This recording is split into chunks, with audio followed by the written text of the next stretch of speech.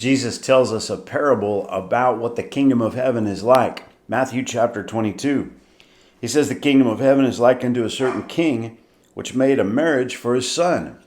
When he got everything ready, he invited all of the guests, and they refused to come. They all made excuses. So he sent again, invited them again. This time, they treated his servants badly.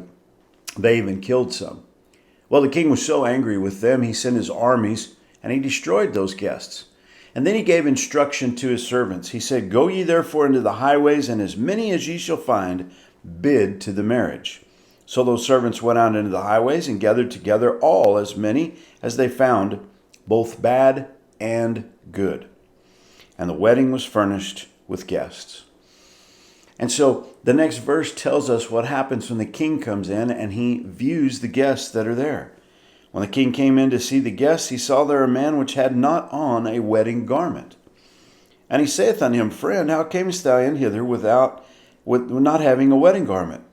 And he was speechless.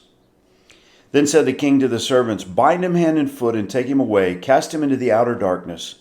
There shall be weeping and gnashing of teeth. For many are called, but few are chosen. Now at first this seems harsh as all get out. I mean, my goodness, he wasn't wearing the right clothes, so he gets kicked out. But if you think about it, the crowd that the king had wound up inviting, they came from everywhere, from the highways. So there would have been poor people and beggars. There would have been travelers that weren't prepared for a wedding. There would have been people working in their farms that hadn't gotten ready for a wedding. And so they all show up. And one of the things that we learn is an ancient Eastern wedding, the garments would have been provided, especially a royal wedding. The king took care of everything, all of the accommodations, all of the food, all of the clothing. So that means that when this man came to the door, a wedding garment was offered to him. But apparently he said, I don't need the king's garment. Mine's good enough. I've worked real hard making sure my clothes were clean, my clothes were the right kind, my clothes were pressed and starched. Everything is just fine. I don't need the gift that the king is offering to me. If you'll think about it, that's really what he was saying. Isaiah chapter 64 and verse 6 says, But we are all as an unclean thing, and all our righteousnesses are as filthy rags. And we all do fade as a leaf, and our iniquities like the wind have taken us away. You see, this is what some people do when they come to God. They say, I'm going to come wearing what I've got on. I'm going to come on my own terms. I've worked real hard to make sure I'm clean before you. My good deeds, my righteousness deeds, they should count for my entry into the wedding feast. But Isaiah says, no. Even on our best day, they're like filthy rags.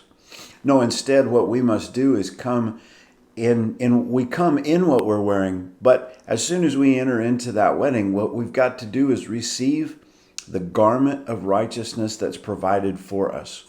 Ephesians explains this for us in chapter 4 and verse 22. It says that you put off, like taking off a suit of clothes, that you put off concerning former conversation the old man, which is corrupt according to the deceitful lusts, and be renewed in the spirit of your mind, and that you put on the new man, which after God is created in righteousness and true holiness. 1 Corinthians tells us that Christ is our righteousness.